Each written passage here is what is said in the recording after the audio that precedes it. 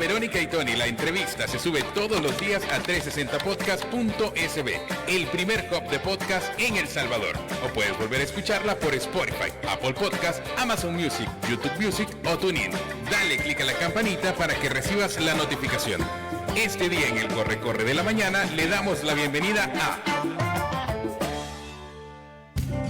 Nos encontramos en el aniversario 59 de Radio Femenina con este gran periodista. Con esta belleza. Esta belleza. Y me dijo, ¿y cuándo me vas a invitar? Pues, y yo, para luego, es tarde, le dije yo.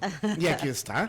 Aquí está don Cristian Villalta, gerente editorial de Grupo LPG, con quien conversamos ahí de vez en cuando, ¿verdad? Y tratamos de entender lo que pasa en El Salvador y en el mundo. Cristian, bienvenido. Gracias, yo siempre, ya te lo he dicho, te admiro mucho, tus columnas, siempre las apreciamos mucho. Buena lectura. Buena lectura recomendada y con una visión de cómo está nuestro país, ¿verdad? Si viene un gringo ahorita y te pregunta, Cristian, ¿cómo está El Salvador? ¿Tú qué le respondes? Bueno, antes que nada, buenos días, gracias por invitarme, perdón por la tardanza. No te preocupes. Informe del tráfico antes que otra cosa. Sobre todo está complicado ahí por la Ceiba.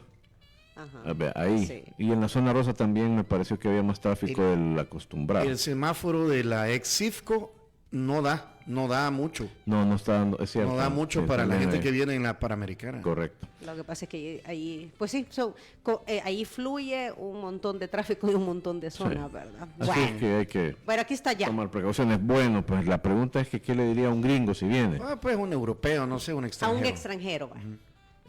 Híjole. Le diría que está viniendo a la mitad de la película todavía. Uh-huh. Porque yo creo que en El Salvador, bueno, algunos quieren que la historia termine de cierto modo, otros, tal vez los menos, que somos un poco más pesimistas, nos imaginamos, ya más o menos sabemos de cómo va la cosa. Pero todavía, incluso los más pesimistas, albergamos alguna esperanza de que haya un giro de timón, ¿verdad? Porque yo siento que la dirección que lleva el país, que es la de, así para decirlo rápidamente, de consolidación de un Estado con un alto grado de control sobre la población y la consolidación de una nueva clase económica potente, por no decirlo una nueva oligarquía, esos dos proyectos ahí van. Y esas son las únicas dos cosas que están pasando en el país. No está pasando otra cosa. Entonces, ¿Y la seguridad? Te preguntarían. Claro, lo de la seguridad forma parte de lo primero, que es que cuando el Estado recuperó el control del territorio, lo cual considerábamos imposible hace todavía unos años, ¿verdad? Estábamos los salvadoreños resignados a que eso no ocurriera. Seamos sinceros. Sí, no veíamos una luz en no se veía claro. Además era obvio que las autoridades estaban negociando con esos grupos, ¿verdad? Me refiero a los gobiernos, gobierno de Arena, gobierno del FMLN. Entonces sabíamos que estaban negociando por un lado. Por el otro, digamos que el escenario, el tinglado jurídico, no nos invitaba a pensar que hubiese un endurecimiento de la política de seguridad tampoco, pues, ¿verdad? De hecho, la tendencia era más como garantista. Y eso fue así desde los acuerdos de paz y no se detuvo. Entonces, parecía que esas dos líneas y que esa inercia nadie podía detenerla. Y bueno, luego pasa lo que pasa, esa agresión terrorista de los pandilleros hace algunos años, hace ya casi 3 años. Hoy en marzo van a ser 3 sí. años. Y entonces me parece que el Estado por un lado ve la oportunidad, por el otro no tenía otra manera de responder más que con violencia, ¿verdad? No había de otra. Entonces recuperó el monopolio de la violencia, recuperó el territorio, militarizó la seguridad pública, pero además lo hizo ante una población que legitimó todo lo que pasó de alguna manera. Hay gente con la que hemos conversado que nos ha dicho es que no había otra forma. Y no existe hoy, yo creo que todavía, porque ¿qué va a pasar el día después del régimen de excepción? ¿Cómo lo ves? O sea, tienen que cambiar leyes para que siga más o menos algo similar al régimen de excepción. Y hubo unos cambios la semana pasada, precisamente en ese tema de endurecimiento de leyes. El día después, ¿cómo te lo imaginas que este gobierno lo va a maniobrar? Es que mira, el régimen de excepción podría terminar hoy, pero sería solo un dato, una anécdota, porque está muy interiorizada, por un lado en la población, la verticalidad en la relación del poder de las autoridades y los cuerpos de seguridad con ella. Eso te aseguro que si lo quitan hoy, mañana no habría un solo ciudadano con 3 dedos de frente que se ponga a alegarle a un policía o a un soldado en la calle. Eso ya lo tenemos interiorizado, eso ya no depende de que si la excepcionalidad está vigente o no. Eso por un lado. Por el otro, con el régimen de excepción, lo que se desató fue una epidemia de reservas de información, ¿verdad? Porque en aras de la seguridad nacional, de la seguridad pública, se comenzó a reservar información. Eso no va a terminar con el régimen de excepción tampoco. Entonces a mí me parece que lo del régimen, la discusión ya no es sobre cuándo va a terminar el régimen de excepción, eso es más como un símbolo para un gobierno al que le gustan mucho los símbolos, ¿verdad? Porque el gobierno está muy interesado en comunicar y dominar la narrativa, y los símbolos te simplifican la narrativa y la vuelven más fácil de entender para el público. Pero para mí ya ni el régimen de excepción y su vigencia o perdurabilidad son el punto, sino que de verdad la relación del poder y del Estado con la nación, con el público, con la gente, ha cambiado. Ha cambiado y se parece mucho a las relaciones que había hace décadas, ¿verdad? En que la población entendemos que hay un montón de restricciones, que la libertad de movilidad sí, pero con ciertas atenuantes, que podemos reclamar nuestros derechos sí, pero bajo ciertos parámetros y límites. En ese sentido, eso no depende de que los diputados levanten la mano o no, mañana o pasado mañana, con el tema del régimen de excepción. De hecho, yo creo que esa es como una carta que el gobierno tiene para cuando la situación se ponga muy tensa por cualquiera de las coyunturas que se avecinan, pues poder decir, bueno, como símbolo del triunfo sobre la delincuencia, hoy anulamos el régimen de excepción. Y ya se va a desatar una temática, ¿vea? Durante algunos días. Porque aquí duran días las temáticas, ¿vea? 3, 4 días y al siguiente tema, ¿no? Así es como yo lo veo. Acabas de decir que se vienen coyunturas. ¿Cuáles son? Pues yo creo que yo lo que veo son muchas tensiones. Creo que hay muchas ansiedades y se van a profundizar entre la población, y la mayoría tienen que ver con el tema económico. Lo cual no es nuevo. No, pero se porque el tema económico siempre ha estado ahí. Claro. Además es una promesa, mejorar la economía. Promesa presidencial de discurso de investidura. Sí. No, y el gobierno puede prometerlo, pues, pero está en un proceso de ajuste, de despido de miles de personas. Quisiéramos que de reducción y racionalización de los gastos, ¿verdad? Pero sí, en el país hay menos empleo, pues. En el país hay menos empleo. Tenemos un gobierno que, pese a que sigue siendo el principal empleador del país, ha retrocedido bastante en ese tema, y en el que hay una precarización de los servicios de educación y salud. Entonces, todo eso, la población, todas esas son problemas y preocupaciones para la población. Entonces, eventualmente, de alguna manera, la gente va a manifestar su descontento, su ansiedad, su expectativa. Vienen unas nuevas elecciones en 2 años, vamos a estar otra vez en el mismo asunto. Dice uno, de aquí a 2 años, no, la gente no va a esperar 2 años para comenzar a expresar su inconformidad o su ansiedad o su expectativa, como sea, porque tú incluso escuchas gente, si lees los sondeos de opinión en cierta clave, ves que hay mucha gente que te dice, yo creo en el gobierno o creo en el mandatario, pero, y comienza a enlistar sus problemas. O sea, esa disociación entre quien gobierna y cómo está el país no va a ser para siempre. En algún momento la gente empata y dice, ok, esto no me lo resuelve, esto no se resuelve, no me ayudan a resolverlo, el que tiene más plata, que es el gobierno, no me ayuda a resolverlo, y el que administra el gobierno es esta persona. Eventualmente yo creo que va a haber más personas, más gente sumando esos elementos. Esas inconformidades. Cristian, a ver, hay 2 situaciones. Una, el tema de combate a la inseguridad, que en ese tema, cuando tú conversas con personas que viven en situaciones que antes eran de alto riesgo, te dicen, mire, hoy puedo salir, hoy mis hijos salen, hoy estoy más tranquila, etc. O sea, es una realidad. Esos y qué son bueno, hechos, esos y son qué hechos, bueno. sí. Y yo como digo, una persona menos que muera vale la pena. Así es. ¿Okay? Una vida que se salve Sí. vale la pena. Por el otro lado está el tema económico, ¿verdad?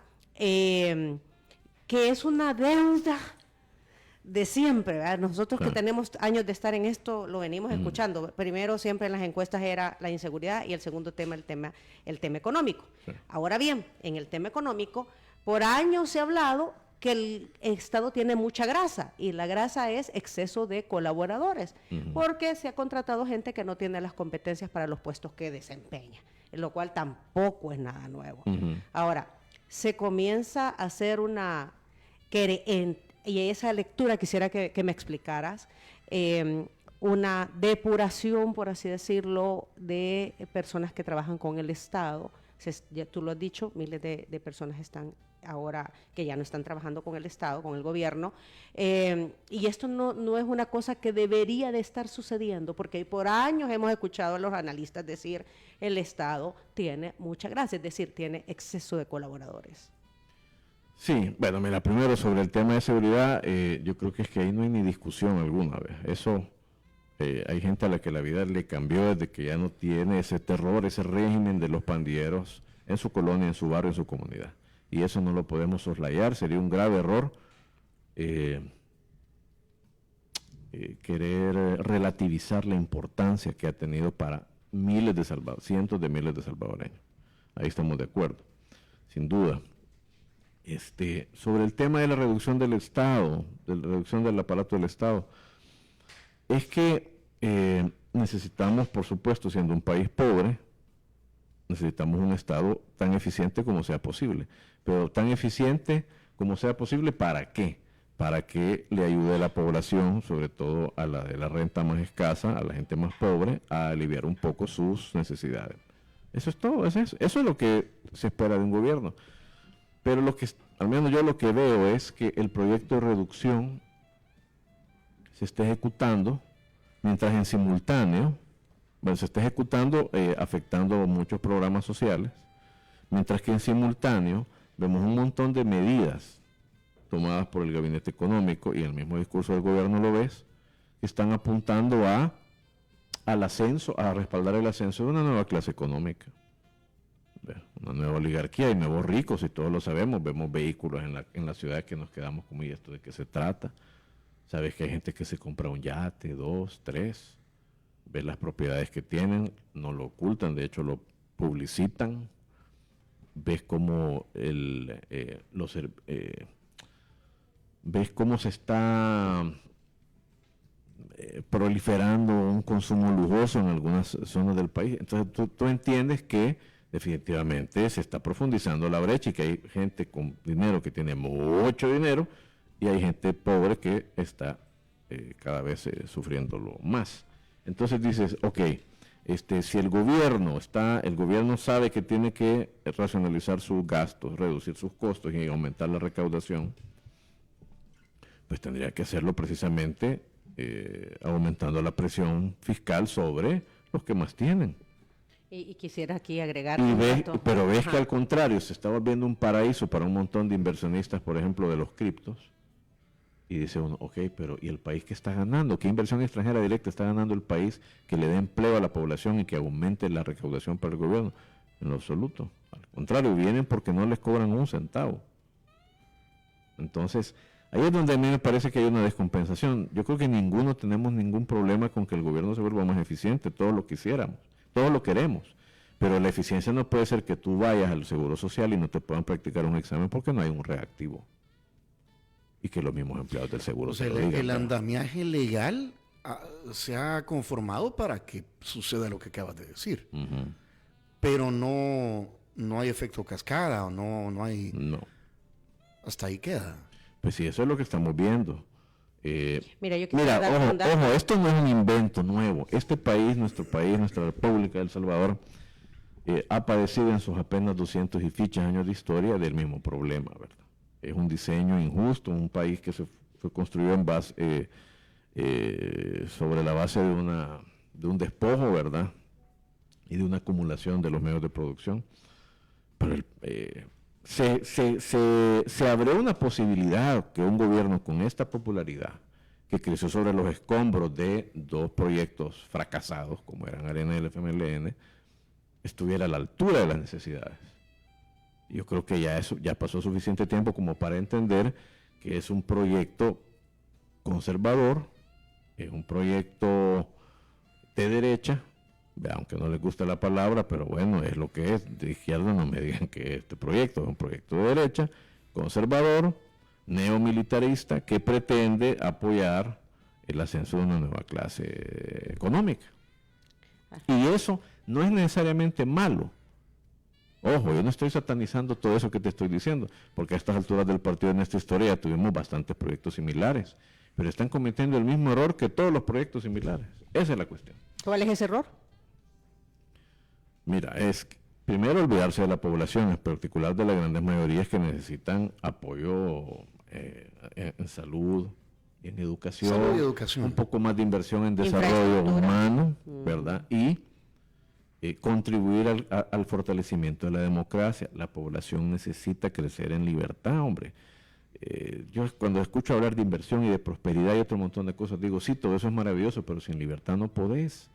No me hables de Singapur y de los tigres asiáticos, es otra cultura, es otra disciplina y es otra historia.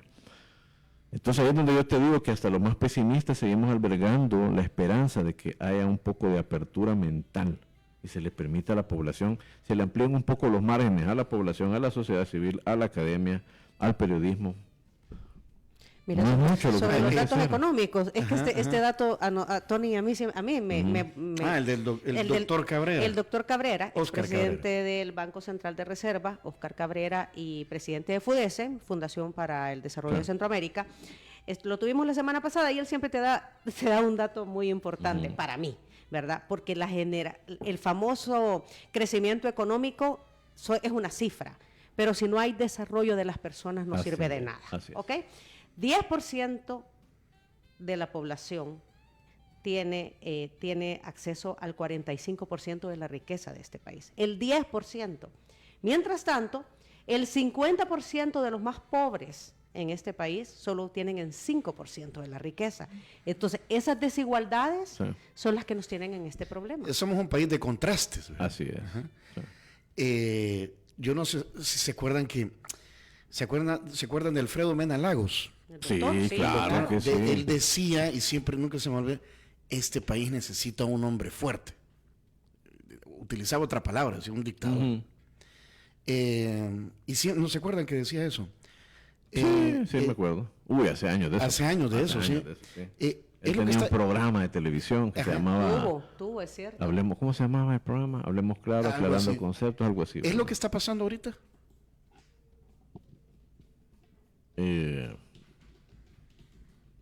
Creo que tenemos un gobierno, hay un proyecto político de control social bastante desarrollado.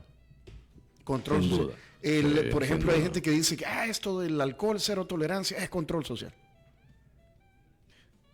Yo ahí sí tengo una opinión muy...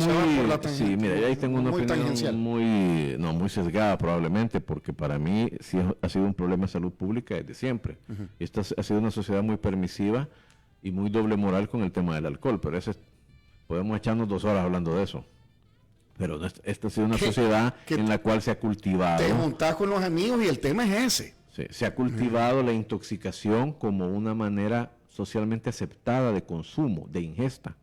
Es que ese es el problema. El problema no es tomarse una cerveza. Exacto. El problema es que te digan, y esté socialmente aceptado, no, es que si no te la pones no andas en nada. Y ponértela que intoxicarte. Si no tenés el taxi a la par, no andas en nada. Ajá. Entonces, para mí hay un problema. En la caja amarilla de cervezas. La caja amarilla. Hay un problema de salud pública que no tiene que ver solo con la conducción, por cierto. Ajá. ¿Verdad? Yo le creería más al gobierno, y ahí sí, mira, y ni siquiera en ese momento diría yo que es control social, si por ejemplo revisara los impuestos para esos productos y decidiera invertirlo en salud y educación.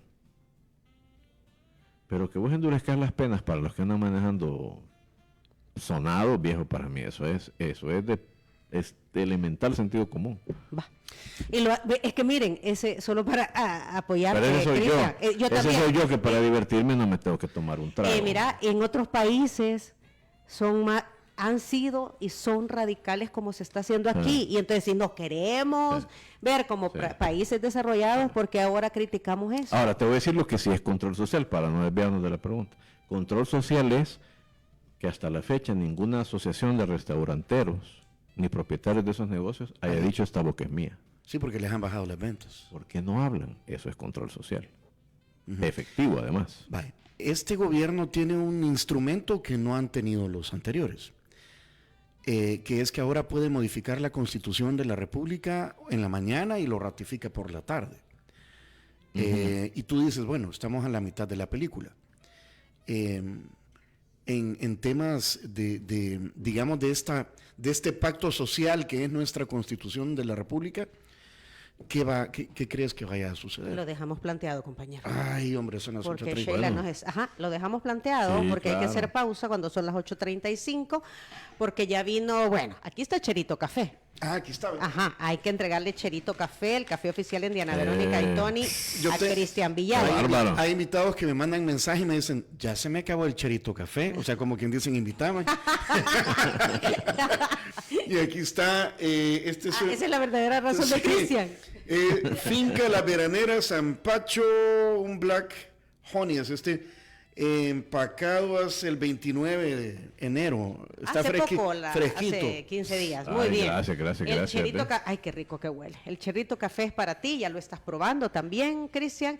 Y usted también puede tener Cherito Café, váyase a Bolengo Plaza, en el Boulevard del Hipódromo, en la Zona Rosa, en las tiendas Tengo, en centros comerciales, o directamente escríbales, @cheritocafé.sb. También ya vino San Martín, compañero. Hay que celebrar el mes del amor a lo grande. Ahí está el Valentine's menú por $29.95, que incluye una entrada, 2 platos fuertes, 2 refrescos y un postre, según la combinación o elección. Te esperamos en todas las tiendas San Martín. Cambia tus refrescos por mojito de frambuesa sin alcohol por $4.95 adicionales. Restricciones aplican. Vaya, ya ven, todos están dando las opciones sin alcohol para que ustedes, como dice Cristian, ¿verdad?, se divierta sin necesidad de alcoholizarse. Línea Rosa también está con nosotros, nos ha traído los desayunos. Línea Rosa te dice, si tomas, no manejes. Tenemos una amplia cobertura en San Salvador, Zona Rosa, Santa Elena, Escalón, San Benito, Antiguo Cuscatlán, Santa Tecla, La Libertad, Nuevo Cuscatlán. Salí a celebrar sin preocuparte por el regreso. Así que programa tu viaje con Línea Rosa, 6200-4491 o Línea Rosa App. Breve pausa, regresamos.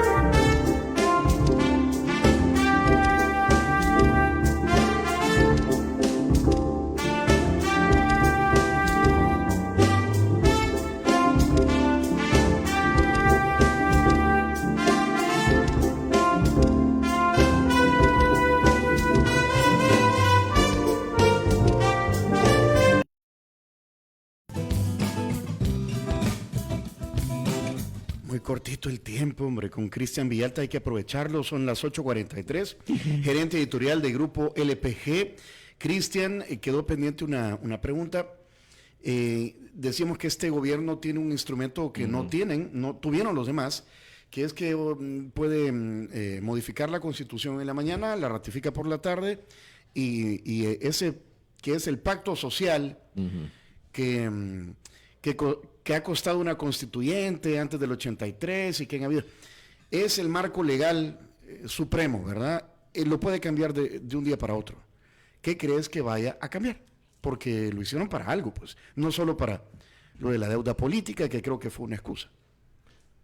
Sí, bueno, lo de la deuda política coincido en que no era,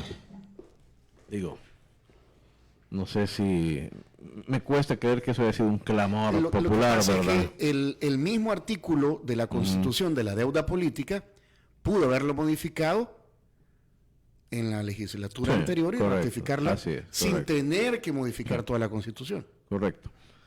Mira, es que bueno, todo ese tema es bien interesante porque, si lo conversamos ahora, si me pones enfrente Uy, perdón, creo que algo hice aquí. No. ¿Te desconectaste? ¿Me escuchas bien? Desconecté los audífonos. Pues soy el que se dejó de escuchar. Sí, ya ahorita te arregla eso. Gracias.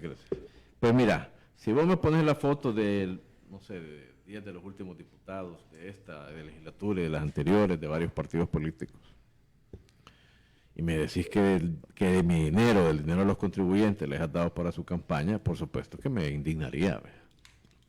Yo no habría financiado la campaña probablemente de ningún diputado, ni del FMLN, ni de Arena, ni de Nuevas Ideas, ni del PCN, ni del PS, de ninguno. Y de alcaldes y alcaldesas tampoco.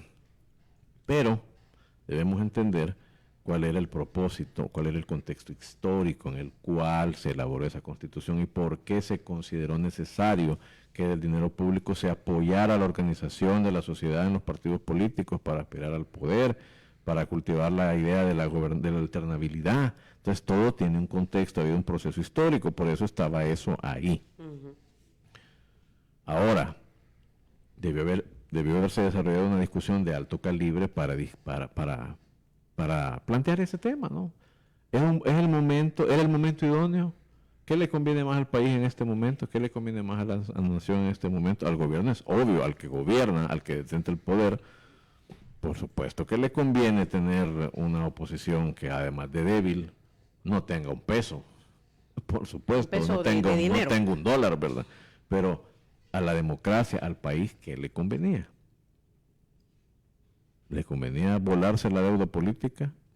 ¿O le convenía mantenerla al menos para garantizar que en este escenario de tanto desequilibrio entre el gobierno, las fuerzas oficialistas y las otras corrientes de pensamiento se reduzca la brecha? En fin, no hubo tal discusión.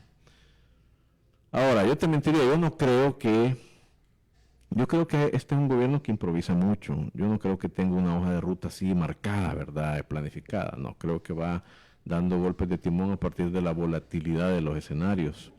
Entonces, así como puede que no recurra a esa herramienta que tú describes, que es la de que la Constitución amanezca de un modo y se acueste de otra, de ser necesario sí podría travesear el asunto y manosearlo.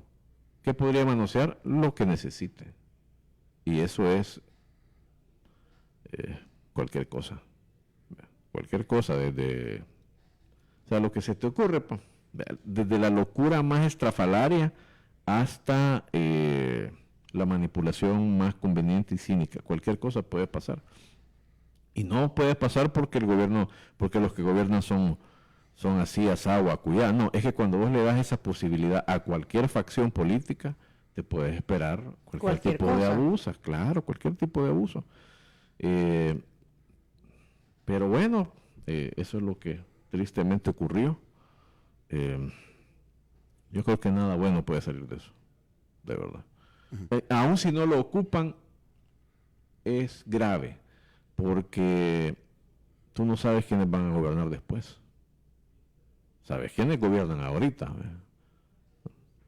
Algunos lo celebran, otros no lo celebran. Pero vos no sabes qué tal si el que viene después tiene un pensamiento todavía más autoritario. todavía más recalcitrante, todavía más intolerante, o es un fanático de alguna corriente de pensamiento, y puede gobernar casi que por decreto todos los días.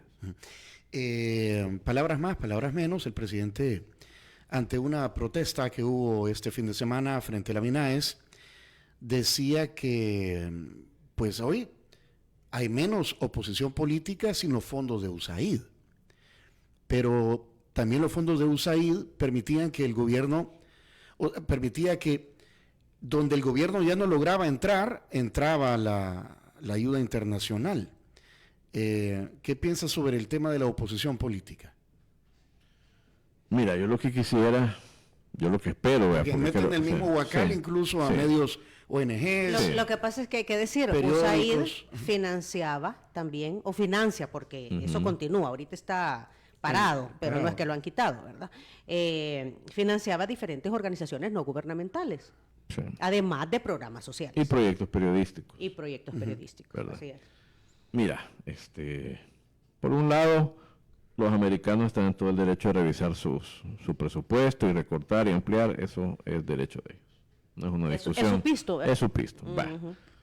Número 2, por supuesto que ha habido una agenda de ciertas fuerzas políticas estadounidenses que en aquellos escenarios en los que ven una deriva autoritaria consideran prudente fortalecer la sociedad civil y sus habilidades.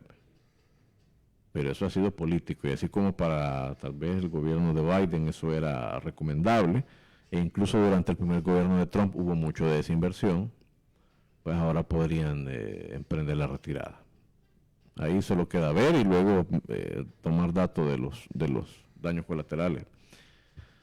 Pero yo, como contribuyente y como ciudadano salvadoreño, lo que espero de mi gobierno es que haga un análisis de qué perjuicio han sufrido sobre todo las minorías bajo riesgo en nuestro país, que un montón de gente dependía de los programas de USAID, y que el gobierno comience a buscar entre la cooperación europea.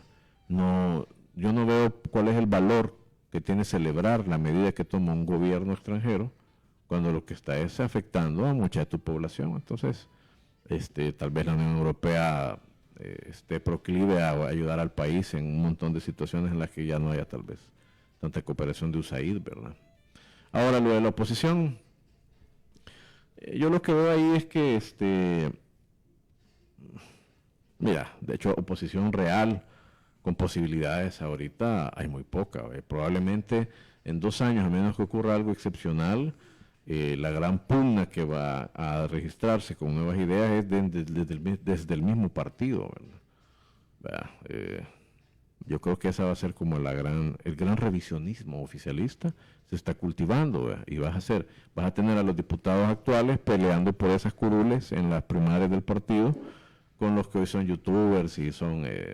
Eso es como el gran suceso político de los próximos 2 años. Yo una oposición fuerte no la veo todavía en nuestro país. Entonces, cuando yo escucho al presidente hablar de la oposición, me parece que es una pérdida de tiempo en lo doméstico, y más que todo es como un recado como para quedar en buenos términos y justificar la narrativa que se está desarrollando allá en Estados Unidos, porque él es un personaje que cultiva unas temáticas, que él tiene un discurso que no se queda solo en El Salvador. De hecho, en muchas coyunturas él le habla más a los que están afuera del país que a los que vivimos acá. Pero ¿qué va a pasar entonces internamente en Nueva Ciudad? Porque se van a meter zancadillas, se van a arruinar, se van a pelear. Se están dando de alma desde noviembre. Pero por un puesto, más no por cuotas de poder, porque no las hay. No, pero como entre más cerca está sentado el poder, más calienta, más tibio es ese calorcito, supongo yo. Entonces todos quieren estar tan cerca como se pueda. Y yo estoy seguro, mira, pero es pero elemental eso que va a ocurrir ahí, porque auténticamente adentro hay un gran debate. Las críticas a los diputados, a partir de aquellas declaraciones que dio Claudio Ortiz, eso creció a niveles que ninguno esperábamos. Y ha sido la primera gran crisis de imagen oficial, ha sido todo lo que le cayó al presidente de la Asamblea y a los diputados de esa bancada. Pero eso no se detuvo. De hecho, los medios de comunicación tradicionales, el periodismo, la academia, las universidades, quien sea que se todo ese grupo amorfo al que se refiere el presidente como la oposición, todos dejaron de hablar del asunto. Los que siguieron hablando del asunto son seguidores del presidente, son partidarios de Nuevas Ideas que están muy molestos con los diputados.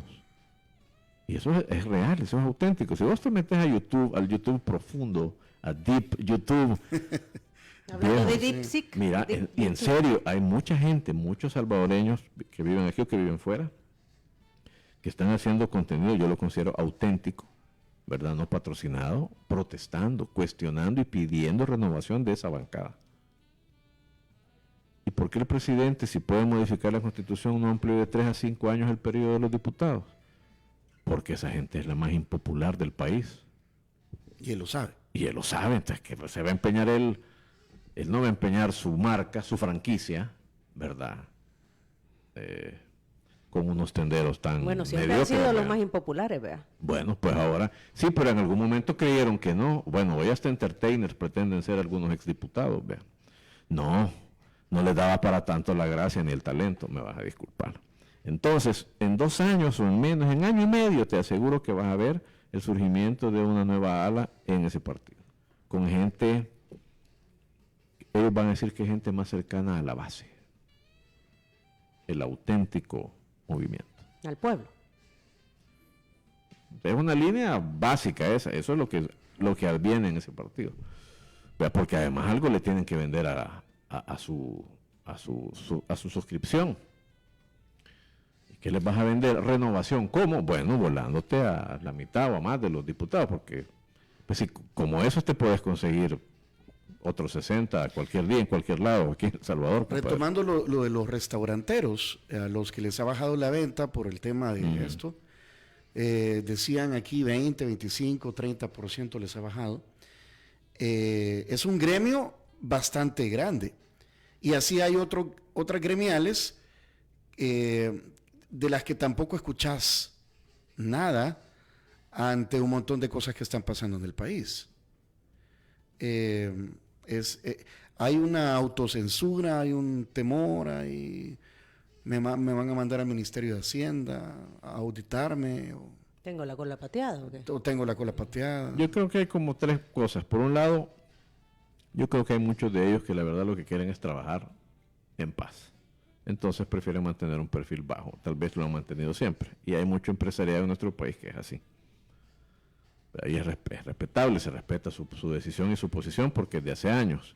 Número 2, sí había algunos que eran muy proactivos, muy prominentes en la discusión pública, que de repente como que le dieron off, ¿verdad? Esa gente ha tomado una posición. Antes se peleaban por ser el presidente de la NEP. Sí, ellos no han tomado una decisión, ellos se han alineado. A diferencia del que nunca quiso participar en la discusión pública, los que lo hacían y han dejado de hacerlo, esos se han alineado. Esos no son neutrales, esos se han alineado. Y número 3, yo confío que así como ha habido una generación que probablemente también ya cansada de protagonizar sus luchas, ya ha decidido apartarse, ¿verdad? Tal vez los empresarios jóvenes en algún momento, ante lo que pasa, asuman una posición. Ya veremos. Pero aquí en el país, por lo general, creo que no ha sido un grupo homogéneo en lo ideológico ni en las posiciones, pero siempre ha habido un poco de todo en el empresariado. Así es que yo estoy seguro que... Pero los ha visto hablar. Sí. Y ahora sí, no. Ahora no. Pero... insisto, estamos a mitad de la película y probablemente tengan que hablar, porque en un escenario en el que el gobierno necesita liquidez y no la tiene, uno de los lugares a los que va a voltear a ver es al empresariado, ¿verdad? Entonces, tú dices que el tema económico es el que viene ahorita. O sí, sea, claro. Y el gobierno necesita, porque tienen promesas de hacer un aeropuerto en el oriente del país y otro montón de... Sí, tiene proyectos un montón, pero el punto es que la deuda pública crece, la recaudación crece, pero no a un ritmo que te sirva, que te satisfaga. Bueno, de hecho creció la recaudación respecto al año anterior y el gobierno ni lo celebró. ¿No te diste cuenta? Y era como para celebrarlo, para reivindicarlo, pero si el dinero no te alcanza, O sea, por años hemos escuchado que el Estado necesita más fondos, Sí. ¿verdad? Y combatir la ilusión y la evasión. Nos hablaban, ¿te acordás de 2.000 millones de dólares, compañeros? Siempre. Sí, Sí. Ajá, que eso era lo que hacía, que eso era lo que se evadía Pues, había ilusión. Ahora, yo creo que andará por casi unos 1.000 millones de dólares más los que recaudó el El Estado. gobierno ha sido muy competente en aumentar la recaudación, en sacar de la informalidad a muchos negocios, hacerlos visibles, someterlos al régimen hacendario. La facturación electrónica. En eso el gobierno ha sido muy competente, ha sido exitoso, pero no le alcanza. Y hay que agregar que la remesa, de forma, o sea, se ve venir que va a bajar También. por el tema migratorio en Estados Sí, Unidos. sí. Y otras actividades económicas también van a verse perjudicadas por la situación en Estados Unidos. ¿De cuánto es la remesa? Son casi el presupuesto. Un poquito más del presupuesto general de la nación. 8.000, 8.000 y pico de 8.000 millones de millones. dólares. Ajá. Entonces, sin duda, hay que ser muy creativo en un escenario como este. Ahí donde el gobierno, ¿qué tan creativo puede ponerse si somos un país que no tiene grandes recursos naturales? Ya.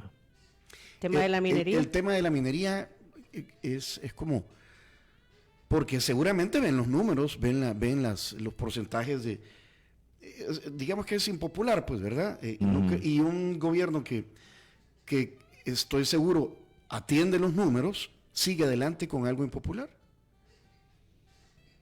Pues no sé. Es que el problema con ese tema es que no lo vamos a saber hasta que ya esté una empresa minera operando. Antes de eso, da la impresión de que fue solo como una toma de temperatura, ¿verdad? Pero sí, a partir de los reflejos, a partir de los hábitos que le hemos visto al gobierno, no es de retroceder. Pues. Podría, ¿no? Ujú. Bueno, lo hizo con el Bitcoin. Eso te iba a decir, podría no, porque ya vimos Sí, el pero ya Bitcoin. viste la gran vuelta. No sabemos cuánto costó dar la vuelta, pero ha costado dinero a los contribuyentes. Son las 9 de la mañana con 1 minuto. Ay, hombre, Cristian, gracias por venir. No, hombre, mira, yo contar que no me hablemos de fútbol. Ah, no, Genial. Ya no hablamos. Pero falta. Ya no hablamos de fútbol. Sí, Cuando quiera, bienvenido. sí, es que otro día que tenés que venir a hablar de la Sí, De hombre. la selecta, ¿qué va a pasar? De Dóniga. De la selecta, ¿qué va a pasar? Que va a perder. Po. Sí, ahí no hay que... Sí, Y el técnico Pero lo ¿qué ha van a echar pasado? en algún momento. Pero ¿qué ha pasado después de que ya ¿Y la se fue Fast Food? Humberto Sáenz y quedaron otros? No ha pasado nada. Exacto, y ajá. Nada. Ni va a pasar nada. Ya ves que ahí hay que No, hablar. y yo creo que no va a pasar nada. Me parece que ha sido hablando de vueltas largas, una vuelta bien larga. Y a ciencia cierta no ha cambiado nada. Es que ahí es donde... Y 2 años, ¿verdad? 3 casi. Más, ya, compañera, ya vamos para 3. La Imagínate. federación no ha cambiado y yo no creo que vayamos a tener ese es mi análisis, puede que me equivoque, pero no creo que vayamos a tener un estatuto tan folclórico y tan ad hoc para El Salvador. No, probablemente FIFA diga, no me vas a cambiar nada de lo que tengo. ¿Y eso cómo se arregla? Con una llamada. Le hablas al que es y el que es le dice a los otros, me le ponen una excepción en la ley a la Federación de Fútbol. Diga. Y Santas Pascuas y dimos una gran vuelta, un gran desgaste, para nada. Habrá que buscar héroes locales en otros deportes, Cristian. Ya Como está ocurriendo. Ya ahí tenemos grandes deportistas en otras modalidades. Sí, ya el tema Fito ya pasó, compañero. O sea, aquí... No, hay que hablar. Marcelo Arévalo está haciendo las cosas bien, ya tiene una academia en el país. O sea, hay gente que está haciendo la Sí, niña patinadora, y sí, noches. claro que sí. Yo creo que hay un montón de gente que está trabajando mucho. Sí, en este ¿Verdad? año que hay Juegos Centroamericanos, Ajá. pues ojalá que la población ponga un poco más de atención y vea que hay otros modelos. Hay cipotes y cipotas que son ejemplares, que son una La inspiración para El Salvador. bicha. Ivonne Noches. Ivonne Noches es la patinadora. Ajá, la patinadora. Pero la bicha es la futbolista, la niña Serén, por La ejemplo. Brenda Serén. Brenda Sí, Serén, vaya. Todas esas cipotas de esa selección Sí, son espectaculares. Exacto, ahí están tratando la misma selecta de fútbol playa.